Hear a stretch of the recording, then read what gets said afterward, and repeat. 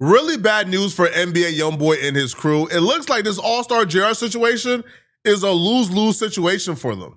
There's literally no win in this. Allstar Jr. new charges has everyone very suspicious of Youngboy's crew. And it feels like they're in a position to where they either get federally indicted or they get labeled rats. There's really no in between. If they don't get federally indicted, they get labeled a rat. Here's where the suspicion of NBA Youngboy's crew come in. So Allstar Jr. was initially arrested by the feds for being in possession of a firearm in relation to the incident where Allstar Jr. shot NBA Ben 10 and J Prince affiliates at the Houston nightclub Confessions. Now, when he was arrested, in the complaint, they listed out all type of things, such as Allstar Jr. standing over NBA Ben 10 and shooting him multiple times while Ben 10 lay there unconscious. Allstar Jr. chasing people down throughout the hall, shooting at them with their back turns, running away. But they didn't charge him with shooting anybody. They just charged him with being in possession of a firearm. But here's where the confusing part comes in. The feds picked up the case, but they only picked it up for being in possession of a firearm because the state of Texas just charged Allstar Jr. as lately as this week for aggravated assault leading to spinal injury. So we have an altercation that took place where Allstar Jr. picked up NBA Ben 10 and members of the Youngboy crew's firearm and then used that same firearm to shoot at them. The feds charged Allstar Jr. for being in possession of a firearm for that incident. Then the state charged him for actually firing the firearm. I'm so confused here. Why would the feds only pick up half of the case and the state pick up the other half? Especially when Houston PD listed Allstar Jr. as the victim. They listed him as the victim after reviewing the footage. And they said that he was defending himself after men jumped him and tried to snatch his chain. Police are searching for a gunman they say shot two men inside of a nightclub late last night. Yeah, this happened at Confessions on Kirby Drive, where police say a violent altercation quickly ramped up. KHOU11's Devon Roming joins us live from outside that restaurant where this all happened. Devon, walk us through what exactly led up to this shooting. Hey, good morning, Alona and Jacob. So this all happened, police say, just behind me here inside the Confessions nightclub there, which is on the second floor of this building where you see all those lights on and the sign lit up there reading Confessions. Now, it all quickly spiraled into a chaotic fist fight ending in gunfire that left two men critically injured, according to Houston police. Now, police say this all happened around 11:30 last night inside Confessions here on Kirby Drive. Investigators say an altercation involving three men broke out when two men tried to rip chains off another man's neck. Now, it's unclear if they knew each other. Police say the two suspects took the man to the ground and managed to steal his chains. Moments later, several others jumped in, turning the situation into a massive fight with multiple people beating the victim before he was able to pull out a gun and shot two people multiple times. We got some folks on the scene that are talking to us and got some good video. So that's where we are right now. You know, prayers for those two guys that were shot. Again, we don't know all the details yet, exactly why all this occurred. But like I said, our investigators will get to the bottom of it. This case is just odd and it doesn't make sense. The same police department who listed Allstar Jr. as the victim in this situation is charging him with something that even the feds have refused to charge him with, which is aggravated assault leading to spinal injury. Now, Allstar Jr. shot two people. Both were not a threat to him, right? Both had their back turned. The other dude he shot was running out the door when Allstar Jr. shot him. Ben 10 was on the ground lifeless when Allstar Jr. shot him. But they're only charging Allstar Jr. with the attack on NBA Ben 10. It doesn't make sense whatsoever. But there are two theories floating around that explains this and might give context to it. Both theories look terrible for Youngboy and his crew. More specifically, Youngboy crew, because he could just dish them niggas, right, once it gets bad. But yeah, the two theories that's floating around that would make this make sense is very bad news for Youngboy's crew. Now, the reason why they're charging Allstar Jr. with aggravated assault that led to spinal injury Well, because the police finally confirmed NBA Ben 10 has been capping and lying to us all along. He has irreversible, he's paralyzed. Like he is paralyzed for life, according to the police. That forced NBA Ben 10 to ultimately come out and confirm he's been lying all along and that he is paralyzed, but he claims this just what comes with being shot and that he's gonna walk someday. The doctor said he just gotta learn how to walk again. Man, all right, bro. I thought it was the other niggas. Big ass lizards. I know this was. What up, cuz? What up now? Got Pistol P with me. I got Poonie with me. I got Queefy with me too. I'm going through that situation right now, but we still taking it out. There's that. After months of lying to us, it looks like the truth is finally out. He is paralyzed. Now, here's where we currently sit at. Allstar Jr. has been hit with a Fed case and a state case. He's been hit with possessing a firearm and shooting NBA Ben 10. The reason why the possession of the firearm charges specifically doesn't make sense, if Allstar Jr. got the gun from NBA Ben 10 and J Prince Jr. when the gun fell to the ground while he was being jumped, he didn't bring the gun to the venue. He picked up the gun to defend himself, and he left the gun at the venue when he left out. So the only reason he'll be charged with possession of a firearm is if somebody told him, folks, no, he brought the gun in. That was not our gun. That's the first thing. Now, Allstar Jr.'s crew and his team believes that NBA Ben 10 is telling and snitching on him. Academics believes that the reason why the feds is charging Allstar Jr. initially is because they're building a larger case on NBA Ben 10 and the Youngboy crew, which would make sense why Allstar Jr. was listed as the victim, but NBA Ben 10, J Prince, and nobody involved have been charged with aggravated robbery because they did rob him at gunpoint. They had a gun on him, right? They stole, like $100,000 in possessions from Allstar Jr.? So in that regard, why haven't they been charged with robbery yet? Why haven't they been charged with assault yet? Academics believe there's, again, the feds are building a larger case against Youngboy. And then we'll get to why Allstar Jr. and his team believes NBA Ben 10 is snitching on them. What kind of investigation is that? Are you saying federal informants? No. I'm saying it could be a racketeering thing. It could be something ongoing. We've seen in situations, obviously, like the feds usually move different than the state, but let's look at what happened in Memphis. Big Jug, they didn't pick Big Jug up immediately. Like, he was pretty much part of a larger thing. Also, let's look at King Von. King Von, who a lot of people felt like they shouldn't have dropped the case on statewide when it came to the whole thing with the shooting in 2019. That was going to get picked up by the feds. Actually, they're trying to put it on Dirk now again. So sometimes they allow someone to be free because maybe they got a bigger investigation going on, and you locking them up now for this. Granted, it is a charge, but it might be the larger scale investigation. That's the only thing I could think. That's one theory. Now, I watched the Trapler Ross documentary where NBA Youngboy is, he's rapping about having 14 bodies. Maybe they are investigating them for one body and they're about to tie this into that, into the larger RICO conspiracy. That's one theory. The second theory is, they snitching. All right, they is snitching. That is the second theory. And Allstar Jr.'s representative, Dogface, he believes that NBA Ben 10 told the police something and that he's snitching. And, I interviewed Dogface, so here's the full clip of Dogface explaining why he believes NBA Ben 10 is snitching and has cooperated with the police. We are back, man, with probably the most viral hip-hop commentator right now on the internet, man. Dogface, how you feeling, man? All's well, brother. How you feel? I'm a little bit jet lagged, but other than that, all's well. Yeah, man. Hey, bruh, dog, I can't turn on Instagram without seeing a Dogface clip now, man. Right, brother, you everywhere, man. Feel me? Like one, how did you even like maneuver? Because like a year ago, you were kind of like laying low, right?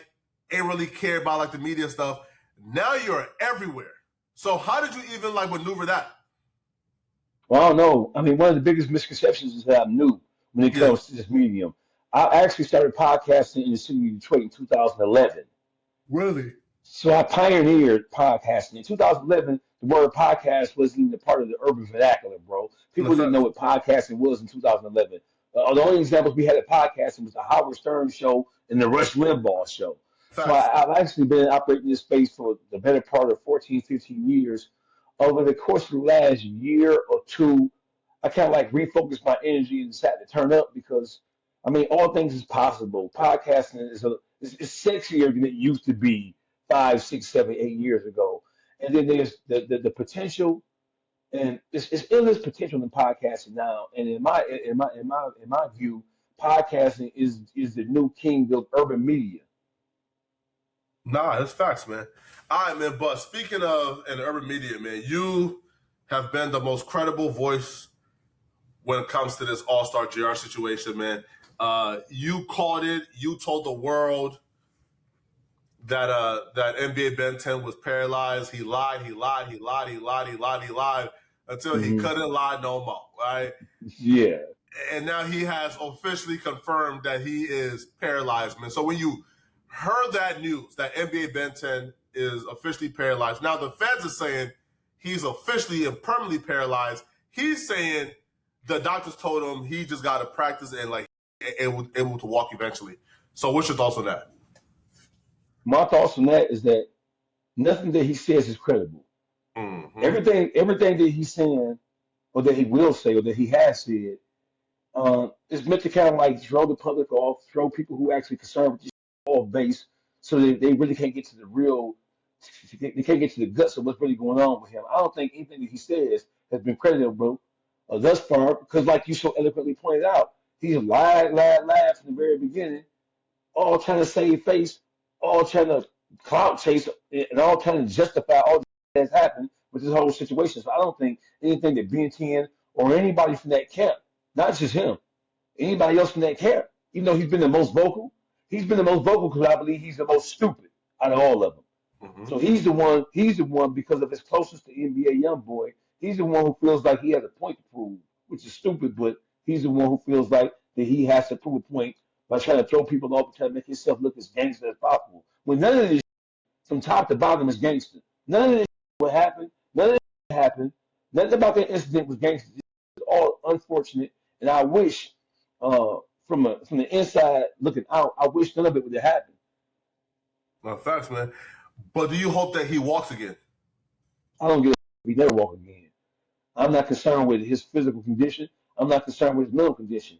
As a black man, I mean, I'm not just a totally person. So all I will say about that is I wish it would have never happened to begin with. But since it did happen, he hasn't exactly enamored himself on the general public to make people feel sorry for him, man. Right now, he's trying to present himself to the whole world like he's a victim in order to justify that all this he has told the federal government about what happened that night. Wait, hold on. So you believe that he's currently cooperating with the federal government and he has given information? He definitely did. And how you know this? We know that just based on looking at the charges. So listen, All Stars, when you look at what happened tonight, and I think we talked before. So let's just kind of like get to the heart of what took place here. Let's kind of like dispel some of the rumors and do away with all the myths surrounding what happened. People took, first of all, Jay Prince Jr. made a statement on Instagram a couple of days after this incident transpired. He made an Instagram post in which he said that none of this was supposed to happen. It wasn't a plan. It wasn't orchestrated. It wasn't prearranged. He said that he arrived late to a party that was already ongoing at Confessions, which was OG3's party. He arrived late due to the fact that he had to attend his auntie's birthday party and then he had to go to physical therapy. None of that was true. None of that was true, which is why he took that down because he nailed himself to like a chronological time chain of events that took place. OG3's birthday party, his birthday celebration with his family and friends, it was never at Confessions. His birthday party, the birthday celebration, was at a restaurant called Atlantic Oceans in Houston. A part of the Atlantic Oceans birthday party package is what they do is they create novelty menus with whoever the birthday person's name. on the menu. And so he was at Atlantic Oceans, and he didn't leave to go to confessions until he got a phone call from Jay Prince Jr. And that's when the entire birthday party, women, kids, children, got up and left, and they met Jay Prince Jr. in the parking lot of Confessions, and they came into the restaurant together. So Jay Prince Jr. saying that he arrived late to a party that was already ongoing at Confessions is not true. They got there at 11 o'clock. It happened on Wednesday, April 8th. On Wednesdays, Confessions closes at midnight. The kitchen closes at 11:30. They arrived at 11:30. If you examine the police report, it said the incident took place at approximately 11:30. So they got there as the restaurant was closing. The kitchen was closed. They got there and they arrived all together. They didn't arrive separately. Jay Prince Jr., he did not arrive to a party that was already ongoing. They arrived together. They walked in together. They confronted Allstar Jr. together. So all that is lies. Now, here, okay, so when you say Ben 10 may have given information to the feds, now I'm telling you that Ben 10 did get information to the feds. Yeah, I'm telling you. Here, yes, right? All right, so now, again, we might not know the exact information, but from your best knowledge, what do you think that he told the feds? Or no, he told the feds? He was questioned. So listen, so the one thing, see, people are kind of like jumping the gun and diving in and out of this, depending on what side of the equation they come down in their favor. Hey, listen, Flacco, you're a wise man. You're an uber intelligent individual. If you think that Ben 10 and NBA Ron and the rest of those demonic, satanic, worshiping ass, if you think that he sat in that hospital for 3.5 weeks, almost a month, and nobody in law enforcement questioned him about what transpired that night in Confessions, you know that's not true. You know that the local, state, and federal officials came into that hospital room to question him and to get his side of what happened.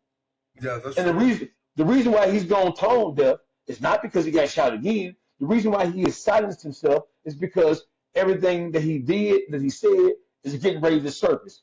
Everything that OG3 did and said, everything that the dead end Ron, everything that the people who were in their camp said to law enforcement, all that is going to come out now. All that tough gangster that they were trying to sell on the general public, none of that is true. He made his statement. So listen, Allstar Jr., as you know, he didn't stay around to be questioned by law enforcement officials. He left. Right? He left the gun, he got in his truck, and he left. And then he came back to Michigan, right? Yeah. So he was communicating with law enforcement through his lawyer. He never made an official statement. Yeah, they were trying to get him to give a play-by-play description of what transpired. His position was the camera tells it all. It tells the whole story about what took place. If you want to know what happened, go look at the camera. The camera footage speaks for itself. And not just the okay. But here is where what works in your favor too is because the camera tells it all, that if somebody did not tell the police, hey, that gun that fell to the ground, it fell out of his pocket. Because if what the camera shows is a gun falling to the ground and him picking it up and then him dropping it off before leaving, then that falls within the law of that's not possession of a firearm, because if the assailants dropped a firearm and he picked it up and defended himself with the firearm, then like he can't be charged with possession of a firearm, because I don't know if Allstar Jr. has experience with the feds, but he knew exactly what to do. Like he knew to put it down here and walk out the place without it, because the statute says if you walk and leave the premises with it, you're now in possession of a firearm as a felon. So he knew. So because he put it down and fell within the statute, the only reason they would charge him with a possession of a firearm is if somebody told them that, no, that was his gun, he brought it in. Now, I'm not saying they did. Now, I'm not saying Ben 10 said that, because you feel me, I ain't gangster, you gangster. But I'll be real, that looks very suspicious. So listen, Flacco. So let's back up for 1 second, if we may. So listen. So there is. So according to state federal law, Hmm. a person convicted of a felony, cannot legally possess a firearm except for certain circumstances. Yeah. One of those circumstances is if you feel like that your life is in imminent danger. If you Yeah. feel like that you are in danger, if you feel like that you are that if you feel like that your life is in imminent danger, you can't possess a firearm and use the firearm to protect yourself as long as the threat exists. The reason why people are saying that the possession charge that the feds charged him with being a felon in possessing a firearm is not because he initially didn't have legal rights to possess it. They are saying that he went 2 steps too far by continuing to fire after the threat no longer existed. That's what they're saying. But I want to offer something to people who say that, and people who are using that as a talking point. As a Monday morning quarterback, as a person who's just looking at footage, that's not all that clear because it doesn't even show where the gun came from or who dropped it or how it got there. It doesn't even show him picking it up. All it shows is that he shot. So let me just say this to you, right? And if the All-Star Jr. was a white guy from Topeka, Kansas, they would be praising him for defending himself against people who attacked him and robbed him. And I want to say this because we got a bunch of Monday morning quarterbacks who were saying, well, he went too far. Ben 10 was on the ground laying motionless, and he shot him, he spit on him, he smacked him with the pistol. He did all this right here. All things that Ben 10, once he did start talking, those are all things that he denied happening, by the way. He denied that he got slapped with a pistol. He denied that he got spat on. He denied that All-Star Jr. stood over him. And Ben 10's story is that All-Star Jr. was getting beat down, he was nervous, and he just shot recklessly and wildly. That was NBA Ben 10's official statement. He said that. Right? So here's the thing. How can you, in your mind, tell All-Star JR, who is being jumped and robbed by multiple people? So we're counting 1 little, 2 little, 3 little Indian because according to the video, we see 4, 5, or 6 guys jumping on All-Star JR. All-Star JR was approached by a mob of people. He didn't know how many people were jumping on him. He wasn't sitting back counting, oh, this 1, this is 2, this 3, that's 4, right? All he knows is he was confronted by a mob. And just because there was women in the entourage don't mean that women don't jump in. We know that women jump into all kinds of shit when they're rocking out with their whole crew. So he didn't know how many people he was being attacked by. He just knew that he was being assaulted, and they were pulling at his chains, and they took his watch. So he was assaulted and robbed. One of the biggest things that people fail to realize and fail to talk about is that in the initial criminal complaint, when he got charged with being a felon in possession of a firearm, the criminal complaint spelled out the fact that while being assaulted and robbed, he came into possession of a firearm and he used it to defend himself. So my question that I want everybody to ask themselves this question. I want to put this on the table and then ask a question. You don't have a felon in possession of a firearm. You don't have a shooting without first having assault and a robbery. Nobody's locked up for the assault of All-Star JR, which took place before the shooting. Nobody's locked up for the robbery, which happened before the shooting. You don't have a shooting. You don't have anything involved with a firearm without first having to take into consideration that there was an assault and a robbery that took place first. How is law enforcement overlooking the assault and the robbery? First. Yeah, man. No, man. Listen, and it's so bad. Now that we know that he's not just being charged with possession, he's now being charged with aggravated assault. That resulted in spinal injury because of NBA Ben 10 is now permanently paralyzed. Now, first off, are you shocked that it was not attempted murder because they claim he stood over him and shot his neck while he was lifeless? I'm not shocked. I can no longer be shocked by anything that happens in the judicial system in the state of Texas. My shock was the fact that I was shocked that he was initially charged with being a felon in possession of a firearm, but I understood it, right? I was shocked that NBA, Dan and Ron, and NBA, Ben 10, and OG3, and the rest of them demon see that are not charged with the assault and the robbery of All-Star JR. That's what I was shocked by. Anything past that, I'm not shocked. And let me tell you why. Here's why I'm not shocked. I'm not shocked because them country neck bone eating ass down there in Texas, right? There is a hand that is tipping the scale of justice against All-Star JR. Because when you look at the case in its totality, you know that something stinks to high.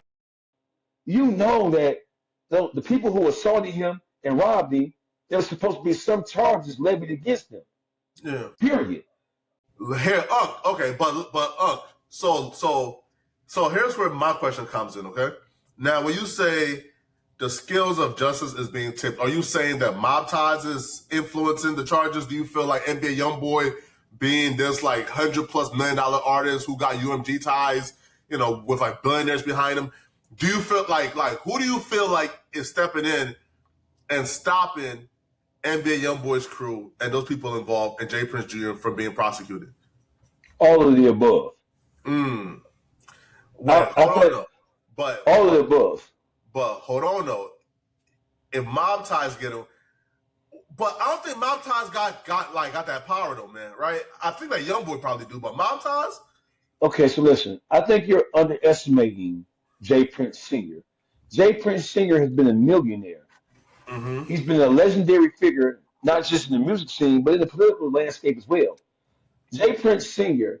has financed some of the political campaigns of some of the most important people, black people, specifically Hispanic people, in the state of Texas for the last 30 years. Wow. If you think Jay Prince Jr. is just some old nigga like Suge Knight running around doing dumb, goofy, you are sadly mistaken. Jay Prince Sr. is a business and political savvy individual, and he's used his money and he's used his influence to prop up and to build up alliances all throughout law enforcement and all throughout the political landscape in the state of Texas, which is why he has gone unprosecuted for some of the craziest in the world long before mob ties even existed.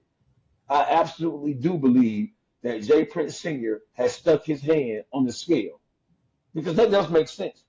It doesn't make sense that All-Star JR was charged with anything without somebody being charged with the assault of him, without somebody being charged with the robbery of him.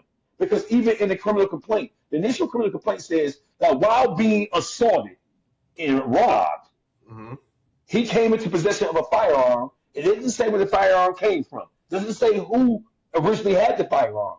It just says that he used the firearm.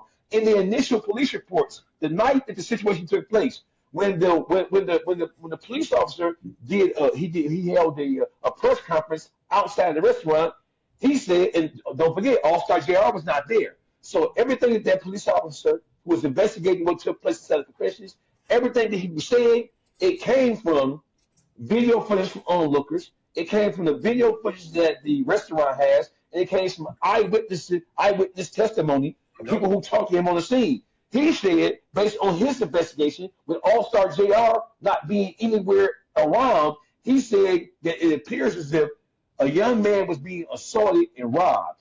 And as a consequence of him being assaulted and robbed, he shot the people who was assaulting and robbing him. That's what the initial police investigation said the night of the incident. People are ignoring that. That's true. I do remember that press conference. I did indeed cover it, man. But ultimately, right, because I do want to keep this under 20 minutes. What do you, and this the last question, what do you expect now, not what you hope, right? Because we all hope that All-Star JR beat this, because I do feel like, again, man, like, my stance on street niggas, but I do feel like if you get jumped on when you minding your business, being on a date, I don't give a how far you went. You should have killed every single one of them, right? Because they came with you when you was minding your business. So I hope he beat this, right? And I don't think that he went far enough. But from your expertise in terms of just, being like a brilliant guy who understands the court system, the law, what do you expect to happen with All-Star JR? I expect him having to mount a defense of a lifetime. I think that we got to come Johnny Cochran. I think we have to come Benjamin Crump in order to prove that what he did was justified in the eyes of the law. Because when you look at everything that took place, when you look at all the initial police reports, when you look at everything that we learned after that, right? People can say, well, he was dumb because he made a rap record about it. He made a video about it. He should have did this. He should have did that. He should have took to social media. Hey, listen, none of that negates the fact. None of that takes away from the fact that he was being assaulted and robbed by a mob of people who he didn't even know. He had no history with mob ties. I mean, with NBA. He had no beef with him. He had no quarrel with him. So one thing that I think people are ignoring the 900-pound gorilla in the room. Why would you guys attack him at all? Y'all had no prior beef, no issue with him whatsoever. And on top of that, listen, how can Allstar Jr. be charged with the aggravated assault with somebody, right? And then you ignore everything that led up to it. And then here's another thing, Flacco. I want you to take this into consideration. I want everybody who operates in the land of Flacco to know this. Mm-hmm. Is it a Fed case or is it not a Fed case? Because normally when the Feds pick up a case, the entire case becomes federalized. Mm-hmm. If what Allstar Jr. did rose to the level of the Feds stepping in and taking over it, and they charged him with being a felon in possession of a firearm, then everything that coincides with the whole case should be federalized. The whole case should be fed. Oh, wait, hold on. So Texas was who charged him with the aggravated assault? Yes, not the Feds. Really? So he's being charged in two different jurisdictions, in the federal jurisdiction and in the state jurisdiction. Is that possible, though? It's possible in Texas. That's insane. Yeah, because you hope, bro, if the Feds are saying that he's saying wrong, like, don't the Feds have jurisdiction? Jurisdiction. Yeah, right. So what did the Feds? Oh, that's crazy. The Feds refused to charge him with the aggravated assault. The Feds refused to charge me with the aggravated assault. So now here's where the sinister comes in. Here's where the tipping of the scale comes in. Listen, Flacco, when the Feds pick up a case, they pick up the case. And if you remember when we talked before, we were wondering if it was the Feds was going to pick up the entire thing. We were wondering if the Feds was going to come with a superseding indictment and then add charges of violence and violent acts onto it. But they didn't do it. They didn't do it. They only charged him with being a felon and possessing of a firearm. The state swooped in and charged him with aggravated assault. That's the craziest in the world. Wow, man, that's crazy. Hey, listen, man, we gonna stop it here, man. I can't wait to finally podcast with you in person. Listen, I'm going to Texas for the next 6 months. So I'm leaving in July, and I'm gonna be back in Texas for the foreseeable future. Right? You feel me? That's where my journey is taking me. So we definitely got a podcast. You feel me? When you in town. But J. Prince Jr., J. Prince Sr., if you hear this, man, the words of Dogface does not apply to me. You feel me? Right? I don't want no smoke. Right. This is me. You feel me? I want to be a private citizen, an upstanding individual of Houston, Texas. I want to mind my business, man. Leave me alone, man. But, hey, folks, hey, Dogface, where can they find you at, man? On Instagram, the most dangerous voice in Detroit. There's everything. Y'all let me know in the comment section, what do you guys think? Do y'all believe that NBA Ben 10 is telling on Allstar Jr., or do you guys believe the Feds is just waiting, gathering up more evidence for a bigger RICO? Let me know in the comment section. If you're still watching this video and you want to watch another good video, then click on this video right here somewhere on my screen where I break down how apparently Chud, the racist dude who goes around calling black people the N-word, his team apparently called the FBI on me, telling a bunch of lies on me. I break down his FBI call in this video right here. So click on this video right here to find out what I'm talking about. Click on the hype button below and send me a hype if you want to support. I'm out of here, folks. Peace.